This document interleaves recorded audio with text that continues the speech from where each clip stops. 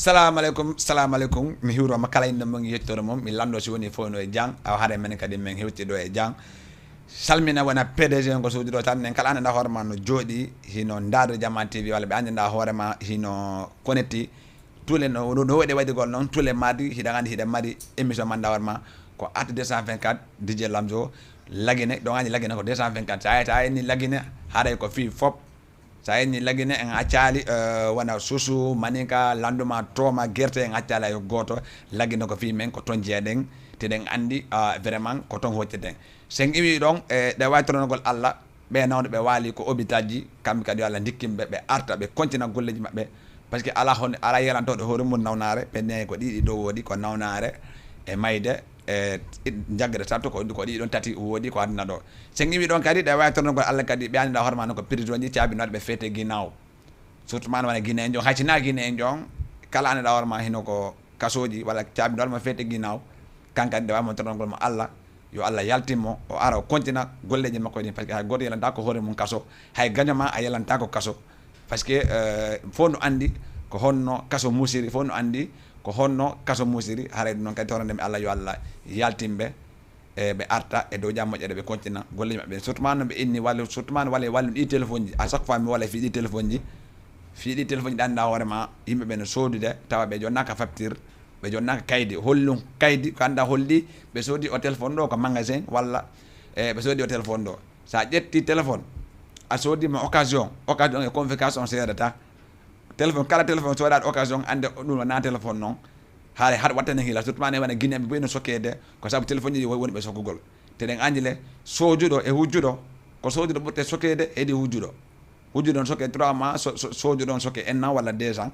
parce que be na wadon ko dilin non o boy sodugol ko hujja haare waden attention haare non a anda fi mum a anda fu se mum haare kono min non hido ngani tous les mardi dem invité banda warma ko fewndi kon ko sati kon ko nona wolede fi mum ko fewndi kon ko dum gonga plan ni ko sati kon no lati manda ko sati kon no fewndi invité men be ngari haare ngacci dabe après be hiwro be anjena ko kambe on hombe be wa perdante ko jamon ko hombe ko kambe on hombe anden Jama TV ko fi men arana e garan quelqu'un di do ta ko be ari ko be poñang DJ Lamzo PDG arana télé wure ko be ñaami be ñaami taji ni fodo be doga be ya madame ba hare mi arta junga jamo do min assalamu alaikum wa alaikum salam no wahida jang alhamdulillah hare boyda voix ma on seeda macita ma yoro da téléspectateur won be dago Jama TV président ka woni ombo ok hare mi yori ko wa Jama TV be da voix ma on seeda DJ Lamzo wa suudu Jama TV no fo ara mi hurike mo kala ko wontiri mi taymo mi hurike mo ala problème hare ka woni ombo fi Jama wa famugol be nata Mr Wizi ka abeda volume on seeda el foro labe la ngani labe ko ndara fo no ande men la ngani be labe ne fini seeda le kono non ala problème mi arta ka deuxième fois ma on grand haray jalugo ma nga butango seeda mi arta deuxième man nanango do mina assalamu alaikum Waalaikum salam warahmatullahi. No ida jang. Jantung kam tigo. Ayo ida jang. Jantung. Okay, macita ma yoro da. Okay, avant tout d'abord lang huro sundung Jama TV. Won be on sivu de ko yasi ender fop. Be da volume on seeda. La huro fop mi acciane ay goto. Lando be siko jantum be on tigi no e jang. Ara hoti do e jang. On tigi hoti do e jang. Ara ka woni ombo. Ko mi be ata Musbo AK47 from Kundara Bajar. Okay. Voilà, hare ko kanko woni Moose Boy from Kundara Bajar aka manda bobo Diallo manda bobo Dimo. Hare be hewti do hido andi ko hande invité memmen ko Wizi e Moose Boy te den andi sabu honnum sabu le 21 septembre anniversaire concert DJ Lamzo honto watta duta sek te den andi non peji buyno wolede jamon no wolede petin kun o ha jetti ko jandi nati yalti hay hunde fo ko sabu ay ka sabuji din respect on sa hebi respect on a wonde kala mo falla ya dugal mo hada way Wizi hewti hande ko émission at 250 DJ Lamzo ci la wayni ko c'est la première fois ida ara jo émission Jama TV ko da don sana haray do mi welnal godo mi weldan to mata DJ Lamzo invito do lando ay la wadde participer ema haray a weltike fi ko men invite ma do kon te dani Jama TV ko suudu men no na wad ha odo jalela seeda quoi parce que ande o si mi wadi de émission ara affaire wala fumbu hara mi moy lolu quoi ok ara me yima ida wadde musique comme boyal na da mo mais non vraiment me anda warma musique on hida jokki aron ko honno waɗi ha saabu a natɗa e o musique yagal sabu alhamdulillah comme no wirɗa noon meɗen jokki musique on e avant tout ɗa o par la l'amour puisque handi hunde fof sa naati e mum walla a wona e mum haray a hiɗum eyi haray noon mais noon e télévision est ce que no haray musique on wona fi bosi jokkiɗa fi musique on walla aɗa fi rewɓe walla fi on num cause on num par ce que no hunde kala no mari min kande DJ yaggal ngal halande kala ko nem jokkide mi haalante bien sûr ko cause on no jokkuɗa ɗum ɗon hande min sa ila wadde musique on ko fi ɓantugol culturan on ko woni ɓantugol culturan on koye ɗengal ngal mi yimata ayi fi ɓantugol culturan on min ko ɗum nalla e musique wona fi beuge walla fi rewɓe walla fi ɗuma eyi min ko ɗum nalla ok haray on nani kanko ko fi ɓantugol kirti lagui noon hiɗen andi laguine ko honnum musique on no toon dina kan no toon fof no laguine daali en accala e fuuta kono lan andi hunde kala nde jokkuɗa andu nde woni ɗo ɗa jokkide fiyende weele way Mousse Boy mi arta par ce que a yi Mousse Boy from Koundara Badiateɗen andi a waɗi single ji Buyi mais noon Buyi no andi woɗi ko rewɗa e mum kono wada wolgol ɗo comme honno ngimum comme honno musique on a waɗi musique on par ce que aron ko honni kono yiiɗa e aron layide piiji ɗuɗuɗe a yiɓi changement nge mum walla a heɓal changement nge mum changement on no arde ko a seeɗa on tigui yewata quoi awa mbeɗa wawi nanugol ɗo Mousse Boy est ce que mbeɗa wawi nanugo freestyle Mousse Boy goto mi anda koye nugo fewndide freestyle Mousse Boy may wawi ɗo wawi nanugol may je mi hokkama freestyle on ɓay ke on tori ke quoi may famɓe ɓe no dardema nini ko en direct wonɗa ko télé jama ɓe daru moƴƴa kadi yoɓe ɓurtu darde sa ko weɗatalan seke min waɗa e freestyle quoi yo malla Mousse tektinu waro xol bi dafa feex tal ma soxor te dem loo buggoma dem te loolu mënul nekk te yàlla sa xel bi comme nii wala comme nale nuñ ko buggee noonu lañ koy defee mais sous des concurrence faut pas en haaɗay ɗon quoi haaray ɗon anani Mousse Boy haaray Mousse Boy ayi le 21 septembre te sa daari c'est la première fois iɗa tawnede conseil mandat ma ko durate ko watta ko no wolanta famɓe maɓe famɓe amen sina haray lan tori yoɓe ɓeydan courage quoi c'est que ko kamɓe courage la mi hewti komi woni ɗo sa yande ɗum ɗo fof no wadde ko barki Allah e maɓɓe quoi haray lan toriɓe kadi quoi en fait yagol tambito pay ko maɓɓe ko Mousse Boy mais noon est ce que Mousse Boy mais wawde yigol le 21 septembre parce que ɓe inni Mousse Boy no ɗo kono Mousse Boy no fuɗɗima ko musique on kono Mousse Boy est ce que ala payle walla ala ko ɗo te ɗum Mousse Boy teta daarile événement DJ Lamzo fof no andi vraiment jama wona galan quelqu'un ji kono galan quelqu'un ji no invita sa daari wona paaren on iɗen andi ko Djiby Kosi woni paaren on te andi Djiby Kosi hande mo andama ɗo wonani inde makko te hande ɓen fof ɓe jooɗike ɓe tawi vraiment ko Koundara hoɗɗa ɓe jooɗike ɓe hettike ma est ce que ɗum ɗon woɗe ko apportement goɗɗum e mum non min ɓeɗɗo si sivala haray la andi la manque sivede et puis lalan hiwroɓe ɗon doole kadi ari mi andade fi maɓɓe haalte ɗo comme ɗo ni milan hiwroɓe doole photo wona seeɗa noon ani noon ko laaɓi waɗɗa jakarulo e mum ɗani ɓe yimɓe laaɓe no ɓurma yimɓe koye non ɗa andi laaɓe kala hutiɗo laaɓe o ara o felɓodirani e laaɓe mais noon laaɓe kadi hutata ko Kounda c'est que c'est la famille quoi andi ɓe laaɓe ɓe inni wo est ce que ɓe inni kamɓe ɓe ligganta e bis est ce que Mousse Boy an wawa ligganta ko bis parce que wawi ciko marta e gecci ɗin fof no hino andi fima comme nanani moƴƴe ɓe inni est ce que famille maɓe ɓe wawa arde ko bis ana ñande Mousse Boy ti naati fof ande vraiment Mousse Boy ko kanko adde ɓe famɓe ɗo milla mari famɓe ɓe lellata grand billahi mi hulay sata famɓe am ɓe ŋebbinane duta sek aywa wawi wiide mais yi nini hiɗa la andi la hiɗa e projet ji mais est ce que meɗa wawi nanugol nini single wiisi ko acciti taw may freestyle men nana ɗon wiisi seeɗa may anga wino lang giɗo yondo a jam fotako lang kono hande hewti giɗo ango yejjitino lang mi noddi o notaki mi windanimo texo jabaki mi ari kamaɓe on darali ɓay on darali accu andina lang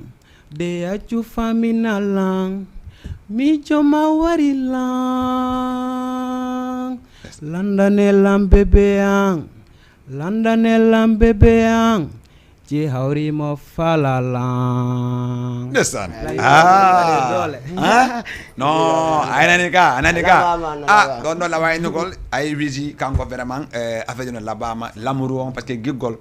woni ko andina neɗɗo jamanu ko feƴƴuɗa hay mawɗo si jotke hettike son l'amour giggol daali konko pula ko indi ko giggol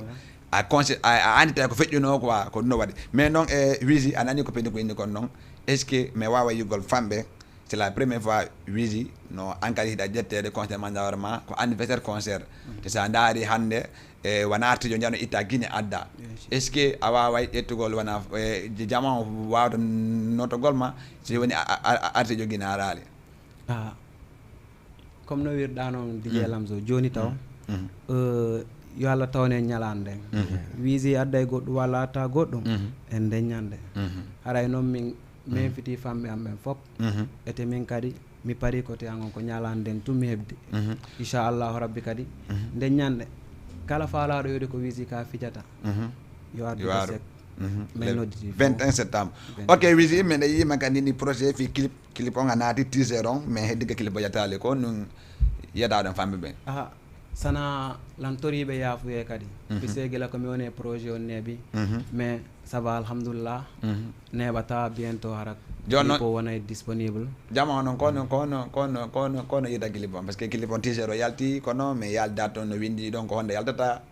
kono waɗiri gonga bien sûr o teaser o yalti mais date waɗaka taw ok meɗen e programmation ji ɗin andi ɓeni goɗɗo sa waɗa e hunde hara si yalti welay jama on fof ok falte gollirgo nini ko honno e projet Wizi woni min nini langue projet wona wonnuge mum projet love mi woni projet love on ok hande Wizi mo falama fi yigol titre ji soñji ma ko honnugo watta abonno ko honnugo watta windugol fi o naate ko page ma abonno walla ɗum ɗo oui bien sûr sa yeehi ko page en Instagram Wizi Kana 224 ko page en YouTube Instagram TikTok fof ko goton kala ko waɗɗa Wizi Kana 224 ayay lien jeeri mi accititi mais noon a waɗi Kana de kono a waɗi Kana noon est ce que hiɗa nande Kanaji ɗin par ce que wonani andi Kana minen komi andi Kana ko fellowo quoi pa ka kono noon non mi daari non ko Kana noon vraiment ka Kana quoi ok an kadi Mousse Boy mo falama natugol fi waɗugol ma abonné ko page ma koy noon gi windata ko page am ɗawa wadde Mousse Boy 224 ɓanɗo dara caméra on ɗo Mousse Boy 224 mo naati TikTok Instagram fof ɓiya affaire on quoi Instagram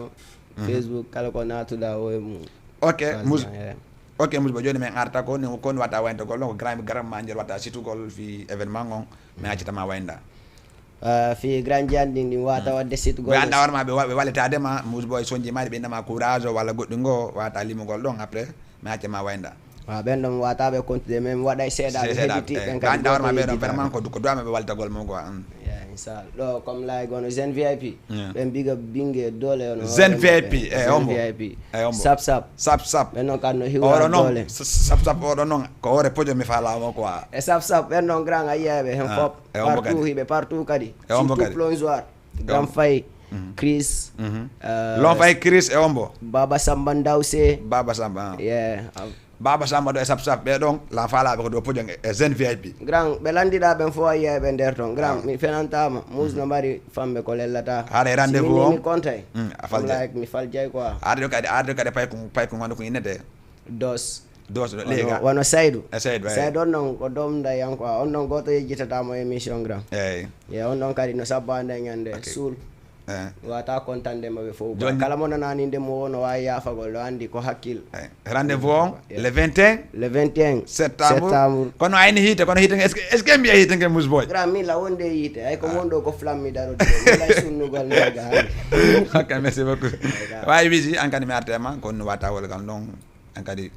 fi ɓe jonnata ɓe anda ɓe watta cité ɓen ɓe ganda jonne rendez-vous on le 21 septembre après noon clip o yaltide mari minga ma émission spécial ɗo fi clip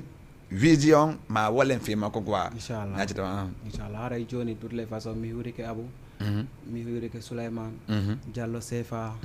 Jules Prégé min noon Diallo Sefa noon Abou to beddi international haara rek man Diallo Sefa mom yen ñaarsi podium bi bo fi yeege bo Diallo Sefa yeegul da ngay wat international j'espère que yang may seetaan le 21 septembre wonala international ki nga andal ni moy kan Souleymane ok am benn fo len haare rendez-vous on le 21 septembre Douta Seck enen avec Wizi DJ Lamzo. merci beaucoup jarama ara men acci taw hare on jarama hare ko no yarata ok joni way buna ko fejo ok hare ko no yarata ko enen mabbe wonno do hande le 21 septembre do gandi ko Wizi Boy e Mousse Boy te do gandi ko non piji yarata piji din no hoore piji din no hoore piji ko madi wela te mi halni on non e ngal ɗo hiide nge mbange suma hare noon ko silence on kon faamu silence on simi woli silence on ko gandi ko ni silence ok hare ko no yarata hare la gandi invité men ɓen ko no yarata hunde nden no hoore hunde piiji ɗin kadi no hoore piiji ko noon yarata a faami ka a faami piiji ɗin no hoore piiji ɗin no hoore piiji hare ko noon yarata teɗo gandi hare yoɓe habbo hare piiji ɗin no hoore piiji hare kono yahata hare kadi invité men ɓe naati ɗo te ɗo gandi kala paɗo émission on no wawi daragol habbo ha paren émission on no woodi ko duwaɗe waɗugol so émission on lanni hare kono yarata ok hare ɗo minon noon ɓe mi duwano wattugol ko plateau ɗo hande mi yide mabɓe kono noon mi anda to si wonde noon ko cuuɗi esike ɗo ho si woni ko gotum écran e min ema tun na gotum hide gandi kono yaata haare min ngayuji ɗin hewtiɗo kono noon mi andano hikka noon kono waɗi mi yala yugo publicité ji ɗi mais non laaɓa e poste mi ala sen wa ñama ɗo ngayude no wayi hiɗa e jang no welde moƴƴa yo daara écran on to ay caméra ma on to daara toon aji mi accama présentuɗa ka woni hombo hiwɗoɗa min accidama haray ko Soulboy 224 ari salmingol fansiɓe ɓen fof ndefta Soulboy 224 an ça veut dire a rondi ka laggine fop la rondi e fop kay lantowna awa kum pay ko najo wonta ko labbe dal ko kundara min ko pita woni kamin ono telimi la ko mon do telimi la ga awa de anda la lo siddo nani anda ay bara ko sigade mi arda an kadi no ay da jang ya jantun di welde ça va ayo te jang alhamdulillah ene an ka porto wala ka fullo est ce que na mi endojo ka matta ma euro da ya hare avant tout ko hiwragol taw fans ɗin black family ɗin fof hay goto a caaka surtout ma taw ɓe acci taw ko nder suudu am ɓen e ɗuɓetta mum ari habbila journée o fof hiɓe habbi kadi piiji buy e sengo am piiji buy ya en plus kadi komi anditata woni pot jango an tigui hiɗandimo wala immimo kadi o wonta activité ji makko e hoore jang moye banja walla immimo ko waali ɗon par ce que hay goto helanta ko hoore mum sa ɗin piiji surtout ma noon e moto ji ɗi nini yo jamante doguino e wadde doy par ce que hande ɗa doguino ɗo moto e yo Allah dando ene fof ko moɗo jogɗiɗe mais noon c'est article si ñawonde ngari jaari to mais noon kankadi yo Allah immimo ko won ɗon mo hiɗi lan hiɗani lan andi kadi komi neɗɗo min kala andi kadi ko neɗɗo haɗa yo Allah immimo si isala kadi no waɗa komin daari après min ara minen fof min waɗa mo saluer min ara min daara mo haɗa kono yahata ko poddo jang quoi banja haɗa way min Soul hande hewdi ko plateau Jama TV ɗo c'est la première fois ɗo hewde émission télé ko no yiɗa en ɗo ɗum ɗo kay miɗa weltani kay Jama TV moƴƴa wol tun ɗo ga nanoto ta ko ay fiɗa ata waɗa ni feewa ɗum hay fof wol tun an toon fama rek eyi norm tigui on miɗa weltani Jama TV Allah ɓantu fi Jama TV miɗa weltaniɓe moƴƴata ko tokarama ɗo wonɗa Souleymane kankadi ko tokaran kay no weltana ok way oɗo an kadi hande o yewti o yi Jama TV c'est la première fois ɗo ton invitama wallu honnum wallu événement men le 21 septembre le 21 septembre teɗani peeji ɗi no hoore peeji a faami ko no yiɗa ɗum ɗon yo avant tout taw ko weltanagol suudu Jama TV ɗum fof waɗandoma ɗum ɗo namo kala wawma waɗande waɗandoma wo ko guiɗo ma ande la andidiri e buy DJ ɓe kono ko première fois argol lan taw émission télé ko saabu tami DJ Lamzo wonani la welo quoi mi wawatamo yoɓude vraiment sina nde ñande ko ñalade makko nden tumi wawimo yeddete mi waɗa e min kadi kuɗɗe fof fiyo yiw komi addori ko min kadi o taw way ino gollede mais noon am sikila ay naga ino saari ga huɓɓay ga min noon komi kono mi yaaɗo ko huɓɓi ɗo fuy taw no ta hawju dara golle bot andi grand Soul si yimɓe no jooɗi fof ande way non min DJ Lamzo mi ari ko télé ma walla o c'est que no waɗude wata important attends parce que kii xamante nañ bu baax kii da may chaque fois da may geer quoi mais yàlla baax na quoi ko noon piiji ɗi yaada way haare ko no yi ɗon c'est la première fois ɗiɗon ƴette concert wona Douta Seck sa ndaari andi vétéran passé o garno ƴew ɗon vraiment welti noon jama on est ce que no hikka mi yiyey hande on andi vétéran ɗon est ce que e oɗo wona e gotum ya communata avant tout ko yiwnoɗa ko feƴƴi ko gayya ɓuuri ɗum ɗon e ngal ɗo kadi quoi parce que no gollede ñande wo kadi hino gollede quoi fami ka nouvelle mais fami me yettay tan amen menen kadi fi événement ma o ya yo wa inna ɗum ɗo ɓuroyi ko feƴƴunogo kadi Allah yaaru yeeso ko ɗum men toranto ma ko accema ɓoya juuta ok haray ko no yarda way sul nini meɗa yiide on single ji ɗi no dogude meno a joni o waɗal image clip kono waɗi ɗum ɗon pourtant men e nder mum de eɗen faala waɗugol affaire o moƴƴa e ono hiɗon e nder mum ɗum ha joni waɗa projet mum waɗi projet mum ko woni projet ji ɗin ermaji hewtade dal caméra on to ayni caméra ma ɗa e caméra ngo e mbokka caméra projet ji ɗin sewti rek après on yiyay kadi ok joni est ce que mbiɗa wawi nangol ni no woodi soñji ɗi yaltino hande warma mi hokka e faya men dawno mbiɗa wawi nangol fiti time on seeɗa no wawi wonde disponible joni ɓe ñande wo meɗen ko tampo hollude ƴaɗum no ɓuuri haala golle ma ɗen nafete simmaya fimu famama didi fanka ɗuuɗa haala wawlay ko anda he awa bandino hakka bakino ƴetta goto ɗano taku science on kori goto dogata ɗo simen huɓɓi goto darnata men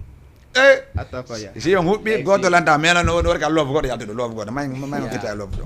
non loobo ɗon oɗon kam min andi fi o loobo ɗo may ya par ce que joni gara so ƴettuɗo mo andi tinɗa no welema non may re joni min ko waɗɗo won min no welela ko mi waɗi wono welama ɗum ɗon kadi par ce que min kam wawi pay kum sare yadanaɗo musique hiɗa welammi giɗo yo hiɗa welammi hiɗa welammi wawlanan siɗa hiɗimmi hiɗa welammi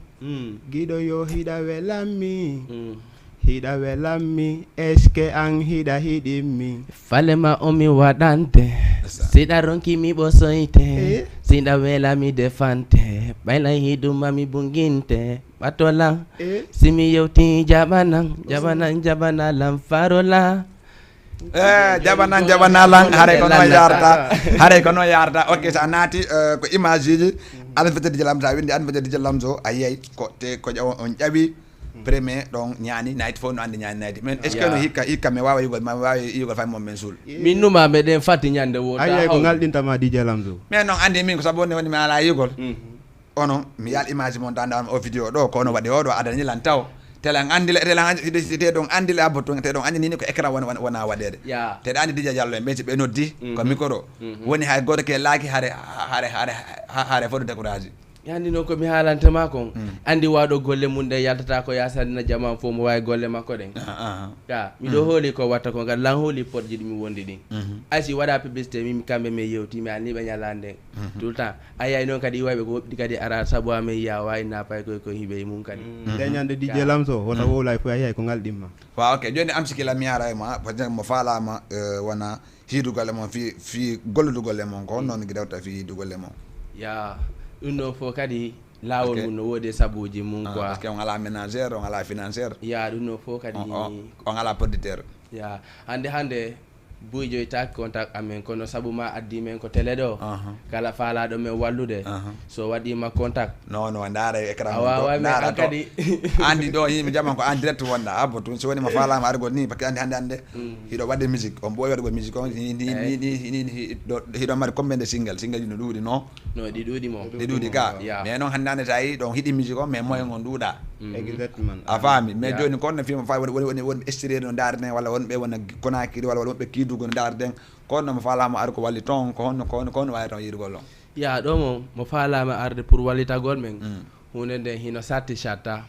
par ce que waɗɗo saabu ha min yoɗɗo ko on ɗo yimen faalamen so rewi e junngo on ɗon lan hooli kadi o hendoto men kadi quoi ok no fof ko dj lamso wata rewde e junngo mum kadi ok mais joni suul par exemple mo falama yigol wona soñji moɗɗin ko youtube kono onigi rewrata fiyo waɗon fiyo yiwde abonnement partage soñji amen ɗi siɗa faalaɗo yigol ko youtube a winday Kim Black Family Instagram TikTok fop a yeey ɗi quoi youtube fewndo sa windi ɗum ɗo a yeeyi ok kono yiɗon e télé Jama TV on ɗo vraiment télé Jama TV organisé rano labbira wonagaɓe ngay no moƴƴi a jangama ga wi jangama a jangama pay ay wi jangama sa non min tawla lakkade jangaka taw ok joni mi accama wañtoɗa ko num yiiɗa woɗi ko ɓe sittata ɗon fi seeɗaɓe mi accatama wona garan alpha lani ɗo alpha quoi faire non mom alpha awoli mami adorton alpha kitaka alpha ko wore podio mi ha sogoli alpha na nyande no ay mo kadi non jonna alpha de ko petit bari wete petit bari ay na petit bari wana ibuzo cartel boy ben fo be yeggitaka limsi dada ben fo inde mabbe wolde gal limsi dada no o do ndare kera ngon to limsi dada o do nge alpha be petit bari be dido la sogoli be ko modja okay da sogoli be ne be do hollambe ko non ben do nga hiyabe kadi wata hawjutu nga hiyabe mana visitu ko fi ko teleto wonda hara don ko abatu sule e sul langandi sa adi lis data jo ngawli lammo mi ande ko o do awa nice ka awani ka madam ko kani madam mala madam angadi amsi ya min ka be waynto taw avant tout mi fuddara taw kono mi halira manane rek podjanni tout temps ko mi yewo ko kambe quoi iva mi weltano tami famille angon kadi e iwdandi juntu leluma iva fo kala weltano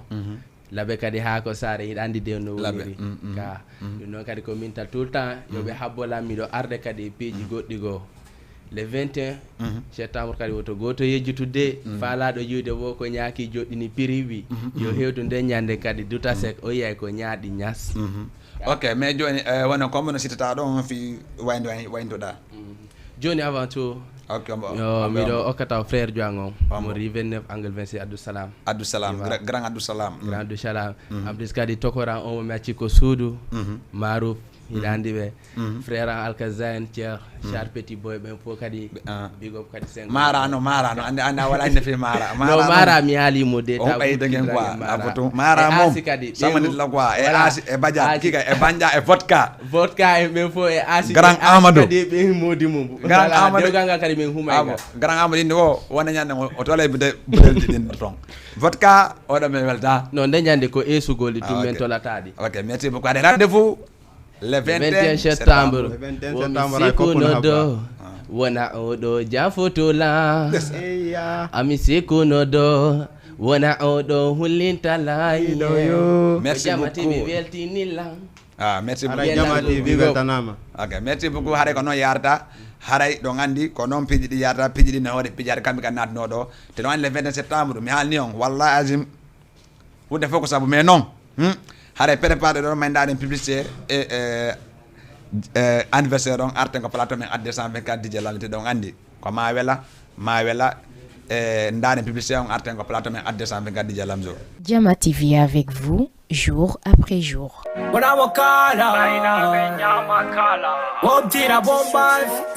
Lion, happy birthday DJ Lamzo.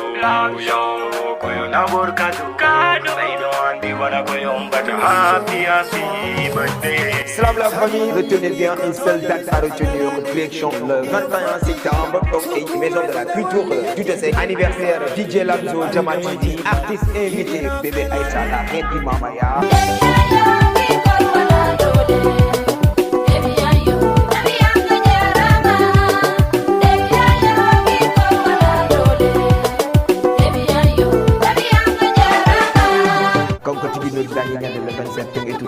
Harana woto go tout ça connaître. Numéro de téléphone on va 70 353 58 42. Woni numéro de téléphone ma kon kala fala mo contacter. Kala fala de préventif de 3500 francs. Jour au 4000 francs. VIP on au 5000 francs. Woto go tout ça connaître. Anniversaire DJ Lamzo. Mono di association d'info, groupe d'info, mono di gadi série d'info. Donc est tout est le 21 septembre. Woto go tout ça connaître. Menenga yu di info menterto. Awa DJ be fo kadi no dita. Avec DJ Lamzo, ressortissant de permission fokani no dita woni be kundara be mali be telimile be dalaba be mamu be kindia be labbe be fono no dita donc et centre culturel tout est sec woto tout ça connaître amin domi niveau qui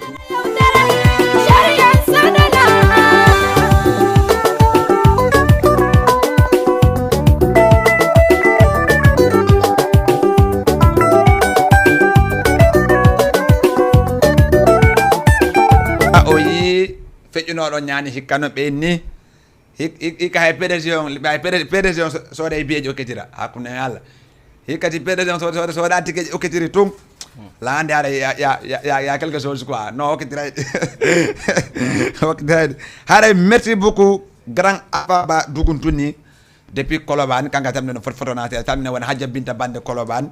salminen ɗon wona kaw bala e ŋaccala goto salminen dal wona garal Lamine Touré ley konen salminen ɓe foto nase salminen wona Binta Kermassar wona Aïssa Kermassara wona madame la Marem Kadiatou Gawal salminen no foto nase ɗe ŋacca goto salminen wona Ser Ande Bouyag ɓe fof e ŋaccala goto kala anda horma no jooɗi no waltade wona Mama Sari 3 e ŋaccala goto wona Bobo Djina e ŋaccala goto kala anda horma no jooɗi no darde Jama TV e ŋaccala goto wona Zaleng e ŋaccala goto haare min noon ɗon o yi piiji ɗi no waɗi piiji si Allah jaaɓi moƴƴay kodde somin heddi ɗo affaire en hewti kono yaade haare en heeɓi invité men ɓen hewti ɗo te ɗon andi noon wona G yo ala accumo ɗo ha ɓooya juuta surtout ma noon wona G kangal ko Jama TV ɗo woni mo wakkili mo wayno DJ Lamzo ko ni mo in DJ Lamzo mais waltotoma naati yalti andi neɗɗo kala neɗɗo goto ala ko gayni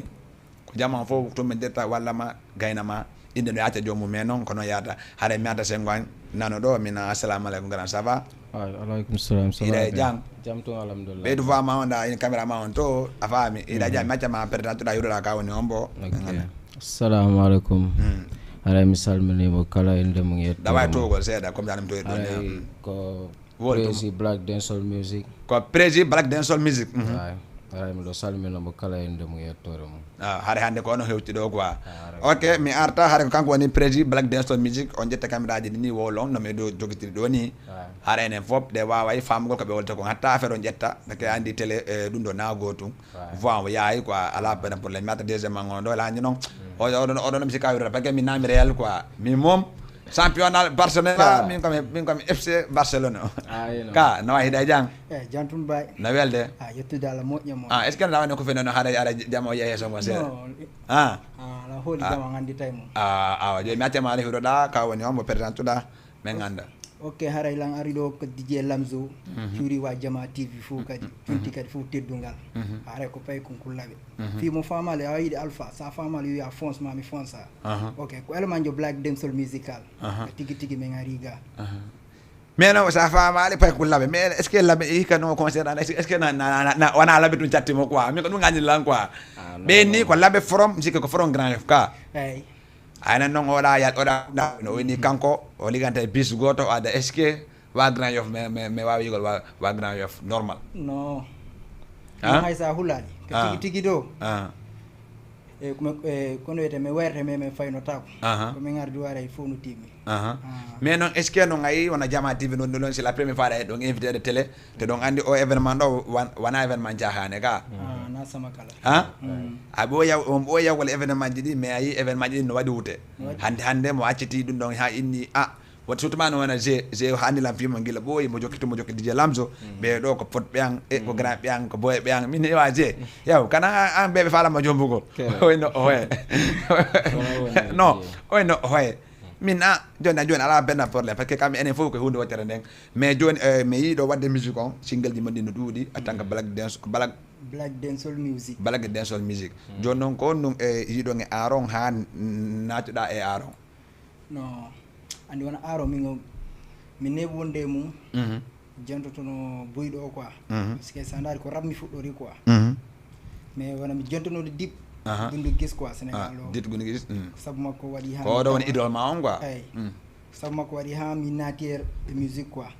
mais mi naatiral kadi musique sabu basegol am même rap ɗa walla fof mais waɗay fof quoi ay ka mais ko waɗi ha mi naati e musique mum ko dip Gundu Guiss par ce que joni mi yiye joni wona woɓɓe gono hima wonde ɗo groupe wona en tato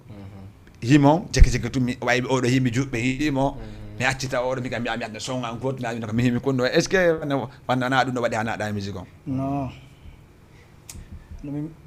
kono de min daral juuɓe non andi no habbotu non ande yewta woni andi aro no ɗuuɗi par exemple min DJ Lamzo mi woni ɗo mi woni DJ jo fi ɓay roɓɓe gaɗe an emprunté jo gaccitala yawana DJ kanko to feere to haɗa noon ko fanjo ande wajata kanka ɗo yawa hima est ce que wona ɗum no yiiɗa non wona landa abbo non mi waɗi choix musique si Allah jaaɓi kadi kono wiyete ko feƴƴi mana ko hikkori yeeso feƴƴitaki yitere ok oye jodde jama o hiyay musique on dal min lan andi nami himowo kono noon lan andi kala himowo wota ndaar fi goɗɗo waɗi inna waɗay ndaaru ko woni e makko par ce que musique ɗa hima musique haɗa musique nanggama no roɓɓe gon hima l' essentiellement haɗa ɓe wawi himogol mais haɗa musique nanggaɓe woɓɓe noon haɗa wata himogol fuy adna fof andaɓe ɗum fof no woodi haade ko no yarda way mi artema on hannde o Black Dancehall on bokki kon 3 personnes hannde noon ko 2 personnes wawi notagol ko télé Jama TV ɗo est ce que no woniri noon wona waɗa minante moƴƴa mais noon hannde wona waɗi minante est ce que mi yiya yo normal vraiment mais anda ko Black Dancehall notiɗo c'est vrai DJ ko no woniri si Allah jaaɓi haray Jama yiya men kadi anda wawi ko no woniri si Allah jaaɓi inchallah ok joni noon wona est ce que wona par exemple no oɗo no woli ɗo ni wona ɗum ɗon Black Dancehall musique on ɓooyi waɗugol ɗum ɗo hiɗo mari image ou bien on ala heɓalde image taw non minen wadde dego fe Allah mom mais heɓalto image quoi mais non minen préparation mum quoi ko 2000 ko men fuɗɗiɗo musique on mi fuɗɗi musique 2013 ans 2013 mi fuɗɗi musique gila ɗum ha joni mbiɗen e mum mais mais heɓalto vidéo mais mbiɗen e programme ji ɗin quoi sala joni noon wona onon ko loftu watton walla on waɗay afro dansal tout même pas minen mom ko dansal o min ɓuuri basade mais ene ɗum kadi mi waɗay foof mi waɗay rap mi waɗay foof dal mi waɗay joni mbiɗa wawi nanugol ɗon joni seeɗa mi haali ko luttinde woodi na waɗo garan suul quoi seeɗa mi haali ko luttinde woodi mi wawi nanugol ɗon ah bon ala problème ɗon hare wawi accude vice président may ok a jira gaadi seeɗa fi caméra ɓattira ɗum noon seeɗa kewama ok aray ko minen tigui ka tigui minen tippi ko tiiɗi ko tippi ko tiiɗi diñe ko tedde voix ma may ok haray komin Alphonse mami fonsa mi hewtimiɗo fonsa mini watta darto ɓayi hiɗa andi la tippi ko tiiɗi la yooɓi ko tiiɗi ko mata mi hewta mi dimba e ɓen fof hiɓe andi min simi hewti mi hewta ɓe fof kam ɓayi hiɓe andi ko minen woni ɗo Black Dancehall music from Lando joni lam may ko yomi yaltu ɓayi hiɓe andi ko minen tigui dow komin tatu ka tippi ko tiiɗi ɓayi hiɗa andi meɗen timmi ko tiiɗi way acce lofon kadi ok hay lofon mayin a gara no stress ɗo ko Jama TV ni de ɗo kaɗo ɗo wallaɓe gonga moma may ko est-ce que nga ñibisi te medi ya famma minni ko ya famma min ko wa mi fala bitoro ma mi je Jama mina ma ya artu kigol mana sonyala mi wa wongal baw ma wongal baw ma yangayla hay sonjayla ani nayla ooh baby wole nayla ooh baby meji nayla ooh baby sonjayla yow di nga ñibisi wax ma est-ce que di nga ñibisi baby yow di nga ñibisi bëgg naa la est-ce que di nga ñibisi oh yow di nga ñibisi baby voilà flow way vraiment c'est extraordinaire affaire on labama parce que musique on dal min dal si moni DJ jo chinois si ari men heɓe Jamaïcain si ari finina heɓe parce que ko ma mona polyvalent quoi kono polyvalent parce que on waɗi a windi ko parent ma cikkoɗa quoi ok les grands est ce que ɗo acci tan waɗa lignon seeɗa wona 3 appel heɓe ɗum ɗon ɓe wana ko parce que andi ni wawi grand fof no darde ok haare ko noon yarata ɗon andi piiji ɗin hino ɗuuɗi mais noon kono yarata mais noon joni est ce que hannde mo falama pour wallita gollon par exemple hiɗo mari managa walla hiɗo mari producteur non pour le moment mais ala e fuye mum on ala manager on ala ɗum ɗo quoi so soji ɗi ni ko noon piyaɗa ko yiifa mon yaltina joni noon par exemple mo falama yigol on fi wallitagol wona jooɗi mon extérieur no darde walla jooɗiɓe wona anda wanma woɓɓe yeey noon wona challenge ko TikTok ɗo ni walla woɓɓe yeyan ko Facebook ɗo ni par exemple mo falama argo fi wallitagol on ko honno oni ko wawita yirugol non ɗum noon kadi to toujours andi ala ko ala saabu quoi mi wawi nde no mari sabuji ɗiɗi ha tati par ce que hande si goɗɗo yi men saabu o image DJ Lamzo ɗo no gasa suyde DJ Lamzo ɓay DJ Lamzo hiide amen o wawi hidde amen quoi si wona ɗum kadi ha joni meɗen ɗo meɗen hono wiyete meɗen grand yof ɗo no gasa comme koye numako rek sa ari ha DJ Lamzo ko yetti kon fo haray mais noon pour an foyjitike quoi mais noon DJ Lamzo no wawi hunde wottere woni honnum hande min Lamzo c'est la première fois hiɗen lam bokki ɗon événement an te min la way waɗgol événement heewa yibba la hilan andi ɗum ɗon mi la way waɗgol événement heewa kono ko boîte mi way waɗgol hande si mi waɗi événement mi invité on onon on mooɓi andi hande o naafi mi watta min hande si mi golla fi Jama TV mi gollirta fi télé on tum komi gollata fi janggo si mi émission télé ji goo ɓe wawi ƴettugol lan a faami parce que ko mami waɗa ko laaɓa mais hande pour so waɗi anda warma o c'est la première fois ɗon invité ko on waɗi o mowi public mom vraiment ɓe ari ɓe notige on ƴawi fof kella ni on jango si promoteur jo ari ini no faala heydugolle mon o landi kala contact mom minna ɓeɗo ko pay ko yanni hiɓe ɗo e Grand Yoff mi ƴette contact mom mi jonna on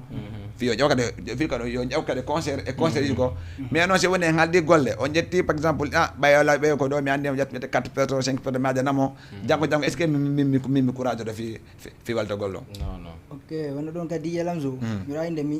mi gollali fima ko fi hoore ayo ka mais no buy noon sikka kañum ɓa haade mi waɗi événement ko min komi heeɓi o komi non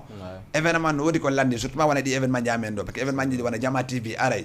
téléji go woɓɓe gono invité aray mais hannde an sa haari a ƴawi e hoore podion e hoore sénandar moon e ɗum ɗo fof hino warma tim andi janggo kala faala mbiyugol min ɓeɗo no mbaɗi public de nodde mais hannde ɓe alani koɓe kase ɓe yoɓede par ce que ko yimɓe ma ɓe landi haare kono yahata haare par exemple wono compte mo YouTube on kadi fimo wawama waɗugol falama waɗugol abonné walla naata ko fiis ko ni yasoji monni ko onno wa on kadi haray no yombi ha na ko sattino haray ɗon sa waɗi BDM 445 haray ɗo wawi mi yiide BBM 400 BDM 445 yo a famani may menen janggandal ngal ɗuuɗa ka en fo grand BDM 445 ɗum ɗon sa waɗi ɗum ɗon haray ɗo wawi andade lien men on ko YouTube ko TikTok ko fof dal ok inchallah haray on nani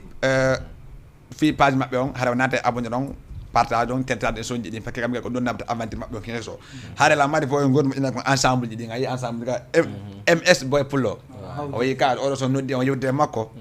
ne ñande mo lawandi mo waɗa ngol ɗon kase nder ne ñande nder ton quoi ok joni mi acci ɗon wawa waydogol comme ɓe mbaɗa ɗon sittugol ɗon grandi mon quelqu'un jiiɗa anda hoore ma vraiment ɓe duwa notogol événement on te ko hembo kadi wawa ton fiyo walli toon ko noon mi accitama wawa waydogol ok ala problème ray mi nani yewtere ma ɓeyɗa fois ma on seeɗa grand galan ko ba yettoɗa non no bami yetta 100% ko jalloti yetta ay ka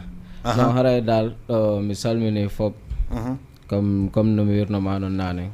mo kala nde mo yettore mo haray mi invité kadi mo kala fans jon ko wawi wontirde woni Sénégal woni Guinée haray mi invité foof nde ñande le 27 inchallah haray ko anniversaire DJ Lamzo concert anniversaire ko concert anniversaire DJ Lamzo haray nde ñande ko Black Dancehall Music nder toon haray fu yombata so Allah jaɓi ok joni comme watare wargo ɗo site ɗon par exemple komɓe on bo wawata haadugol ɗon ganda wona boye ma quelqu'un ɓe anda hoore ma ɓe jokkita ndar caméra on to non si mi limi rek non mais amare abo ton kono amare manɗa hoore ma wonɗo ɗum kees o ɗon so ari aray ɗon comme ça on maɓɓe on mi lamari poddi goto enteɗo boynar on ɗon boynar Allah jaɓi on ɗon est ce que boynar oɗo mi wawami yigol mo ne ñande non inchallah a yeyemo kankadi so jaɓi a yeyemo mi hokke on ɗo ha 4 personnes go ɗo podium boynar o ɗon so ari min jawnemo ala problème ok ala problème an kadi mi accitama waynoɗa ok haray ka tigui dey le 27 haray fof no noddita Black Dancehall Music fans fof yo aro mais no yejjitaka kadi ɓe telimine ɗon fi maɓɓe ko dow surtout wona Mam Thier Bonna Djeje fof dal no nodduma surtout wona ɓe jaato frem ɓen haray noon kadi ɓe maali ɓe ga tigui de mi wola e fi mon quoi par ce que ko nanduɗi hiidata konto ko maali ga quoi non min nammaɗi de ko laɓe manajo ɓe waɗa angol maali ko noon ɓeɓe Grand Yoff non hatta onon onon ɓeɓe Grand Yoff moye lool quoi may ko tigui ara fof ɗon noddita na ɓe maali ɓe telmine surtout ma ha jaato frem ka fi mon ko dow haray fof ɗon noddita ka tigui mais wawa yigol ono woni question goɗo mais wawa yigol bis ne ñande a dammugal durete ko wa Grand Yoff non ñaññande ɓe heeɓay toon koye mon heddi koye gara wondade fof no dara andi janggota yeeyi ko andi a jotto dara émission on c'est première fois no gasa ɗaɓɓitoyo lam ala probléme aw kay ko ɗi madame mambo walla c'est bon non fof no wiran tigui ala garan quelque jo ko yarata ɗon café walla goɗɗo go ni non la mari copain jo keuse miɗo innamo Mam Thier ɓe famali ɓe miɗo inna bandi bandi tigui miɗo salmi haray ñañande ɗa notta Mam Thier dal ñu ngi lay xaar xawma bandi xawma xam naa do bandi mais Mam Thier ñoo lek dal ñu ngi lay xaar haray rendez-vous le 21 septembre ok haray mi acci taw yalton joɗɗon habbo ɗon ha paren émission kono yarta haray o yi ko kamɓe naaci ɗo joni ko wa Grand Yoff tila gandi wa Grand Yoff so ɓe wakkilike peeji ɗi no hoore peeji quoi billah walla peeji ɗin eno hoore peeji te ko no yarata te ɗon andi vraiment teɗon andi vraiment hiɗen andi se wallidiri tun Allah wallay se wallidiri tun peeji ɗin wallay quoi a faami ka haare ko noon yarata haare peeji ɗin ko noon yarata teɗen andi ko wala ko andira o moƴƴa le 21 septembre rendez-vous on hiɗen andi mi sikki noon Fuladu mi anda ko pullo ko Fuladu te nani Fuladu noon enen fof ɗen andi Sénégal ɓenna fulɓe ɓe ɓenna Fuladu comme leñoji ɗi ine ko jallo noon ko labbe ko pitta ko ba comme ça noon kamɓe ka ɓenna pullo jeeri pullo Fuladu pullo daliyanke pullo dal ko kamɓe kadi ɓe sendiri affaire ji ɗin mais noon enen fof ko goto par ce que ko mbaɗɗa yimi mbimi yimami mbimi kono noon kamɓe noon ɓe mbaɗi image anjono lamma ɗum émission ma ndawarma oɗo ɗa fellima kono noon moylol mi accitama assalamu aleykum. Waaleykum salam DJ Lamzo. hiɗa e jang. Ça va alhamdulillah mina e jang. Na on hewte e jang. Hewte e jang. Mi anda noon so woni a tardali seeɗa kono noon a tardali quoi. Mi accitama juuroɗa hande a hewti plateau amen Jama TV. Mi accitama juuroɗa aɗa haala kawoni ombo. Aja mi salmina fof wa Jama TV. Mi salmina DJ Lamzo. Mi jelmina kala ndaroɗo Jama TV. Fulɓe Kolda e fulɓe Vlengara e fulɓe waɗi e Tillapi mi salmini ɗumen. Mi salmina DJ Lamzo bu baax. Hande noon la waynugol ko MS Boy Pullo waɗen arnaque ha. Tay moñi solalliɗe. Non boy bi moom ngi japp ci combat bi moom. Ki moom wadde dañ ko jappale mo mari partout dans le monde mo mari plati anda warma ko Dakar ga woni o waɗi ensemble ji anda warma ensemble no laba sa tamandi kedi o addante te la ngane ñande concert on kadi o inni ha Jama TV on waɗi naɓe ensemble ji te la ngandi pedin ko MS Boy Pullo général ka ko ala uwa Fuladu ok hande ari plateau amen ɗo mi sikkita fi titre ma YouTube on taw ko onno te ke ko ma o tega image ma ndama goto wawɗa mais moom e wawi darogol men anda vraiment ya galan ko garan quelqu'un jo adda ɗo hande wawi wolgol page ma YouTube on o wawa nanogo gelongal Fuladu from MC Nos from gelongal Fuladu from Wadia City gelongal Fuladu from Wadia City taw koye français yara konno walla ɗum ɗon kono waɗirte non ko gelongal Fuladu from Wadia City woni inde kontu YouTube gelongal Fuladu ki grand Souleymane haray yaw yaada o bojoɗa o hollamo ɗum ɗon par ce que bojo no maɗi imadi anda hoore ma si extraordinaire mo wadde hay fittiɗin kanko e bande ma mo wadde fittiɗin e Fuladuɓe buy quoi yawoɗa ya ko région to ɓe o hollamo ɗum ɗon quoi o hollamo image on wawen dargol boy way hande noon mi yima ɗo c'est la première fois aɗa wawi noddogol ko télé Jama TV ɗo teɓe min noddi te a bokki concert amen waɗowo le 21 septembre anniversaire concert Douta Seck ɗo watta en face maire de Médina ko ni yadda e ɗum ɗon kay komi wata wiide fof no prépare o par ce que si DJ Lamzo noddi fof kono yawnoto inchallah min gara e keewal wa flotinaɓe koye kala gara e keewal way pullo pi ko gorum songamore pullo pi ko gorum ande woni pullo Guinée pullo Mali pullo Niger en pi ko en hunde wotere ko mbimi e mbimami rek hande pi ko nan gondiren tan gonen hunde wotere ɓeydi yaade yesso kono noon mi somma goto aɗa waɗi mo wata rap yo accutu walla mo himata yo accu ha jangga so waɗa ɗum ko no mbaɗi ɗum no waɗi ko no woodi ɓe frappata toon walla no woodi ɓe anda rap on walla kono waɗi non on ɗon son ko tontagol woodi timon bokkuno yeehi ha men ceedi dal waɗi kam classe mi jaabi ɗum haala ka reyi ɗon noon on song ɗon haala ka ɗon huɓi quoi oy ɗum woni ennemi ji anɗi ɓe pamani kam ñande yo systéme ɗinin ɓeydo ɗum kañumen mi mais noon est ce que par exemple a woni grand artiste hande image ji ma lugde partout dans le Sénégal partout dans le monde mi nata par ce que hande hande image vidéo mo waɗɗa c'est extraordinaire a waɗi mi sikki vidéo ji ɗiɗi walla o 23 mi waɗi vidéo ji ɗiɗi eyyi vidéo ji ɗiɗi te sa daari wona leggal mon Fuladu kono bande mayke en wona Boy Jara en ko ɓen nanta ɓe gollata mais est ce que hande wona ɓen hande hande so woni goɗɗo classima mo ɓurɗa hande hande ko ɓurɗoma tun komo ɓurɗa tun classatama an sa jaabi ko est ce que haade a katawa ɗon doole non andi goɗɗo si ɗaɓɓude maɗa buzz okor ɗum seeɗa ko faala ko si goɗɗo classima 1 fois 2 fois 3 fois a jabaki ɗum si kay ko a wul walla wata mais arayna ɗum ko falaka mo tun jabade mais aray hunden a aray jabuɗa ɗum an kadi quoi ko waɗi mi ari mi jaabi ɗum quoi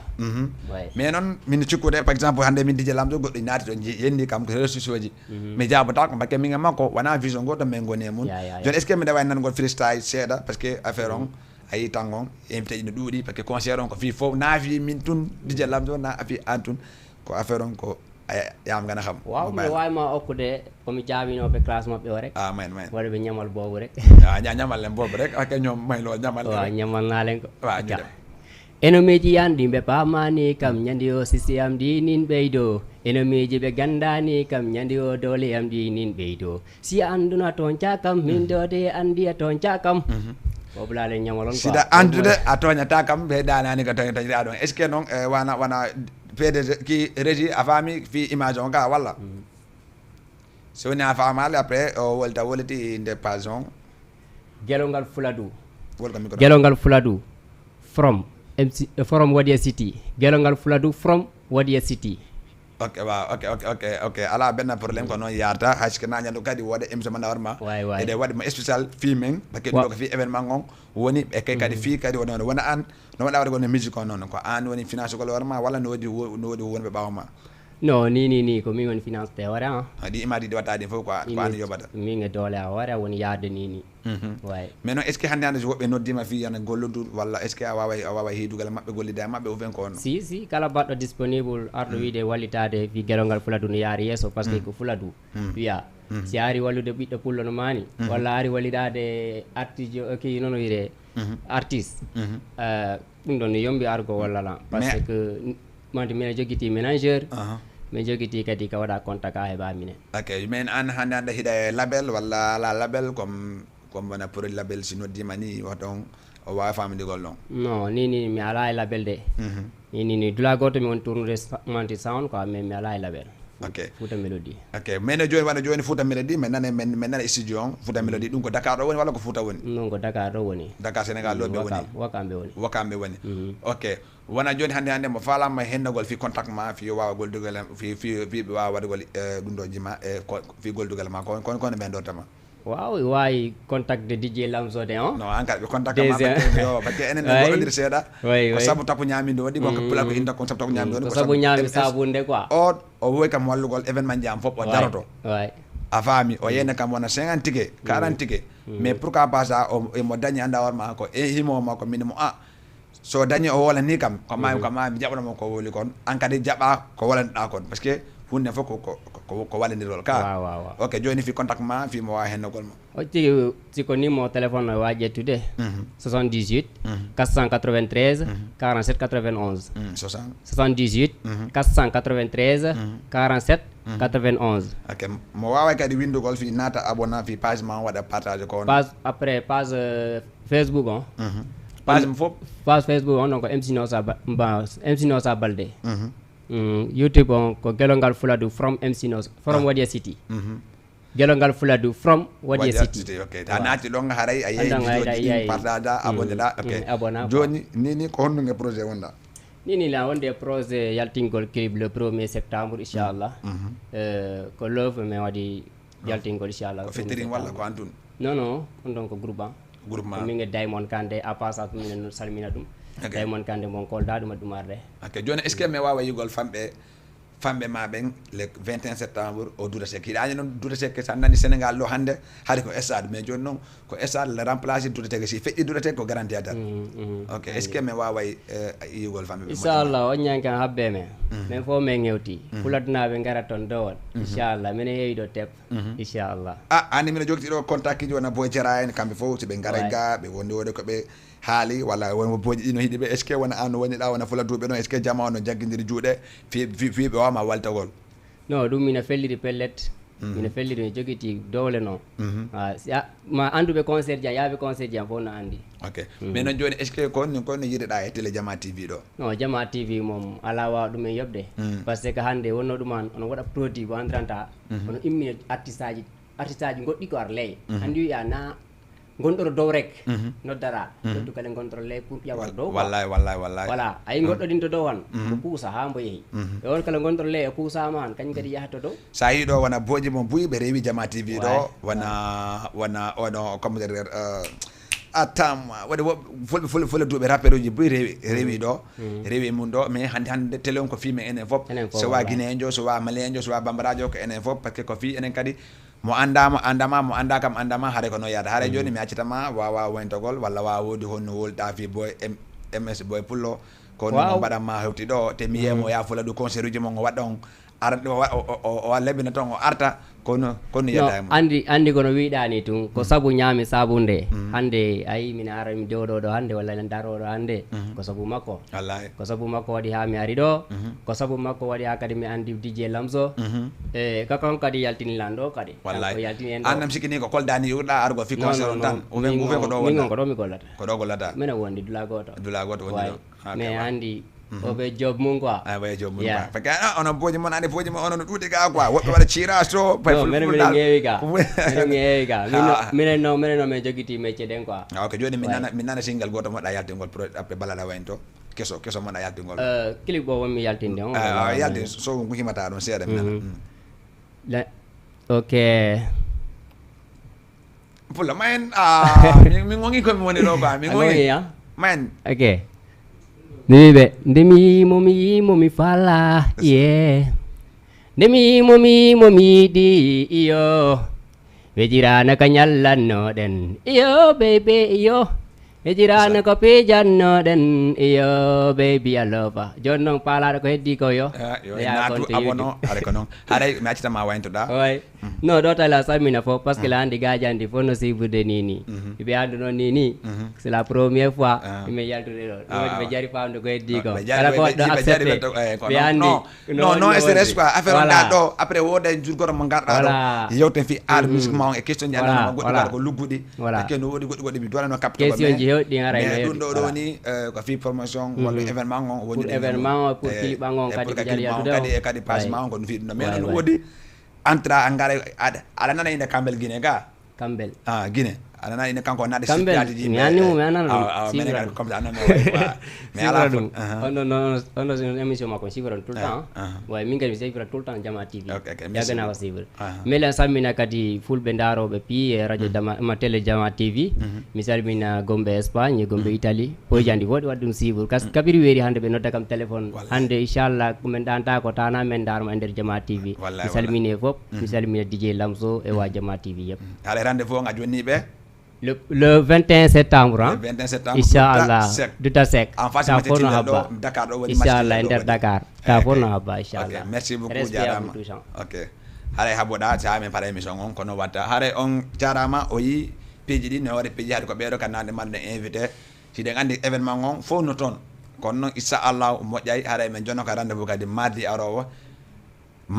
kadi min joni rendez-vous invité ɓe kesoɓe ko kadi e woɓɓe ko telo dali ko fi men enen fop kala falaɗo aɗa ko tel sa noddi télé Jama TV on ɓe ƴettete soko min noddiɗa kadi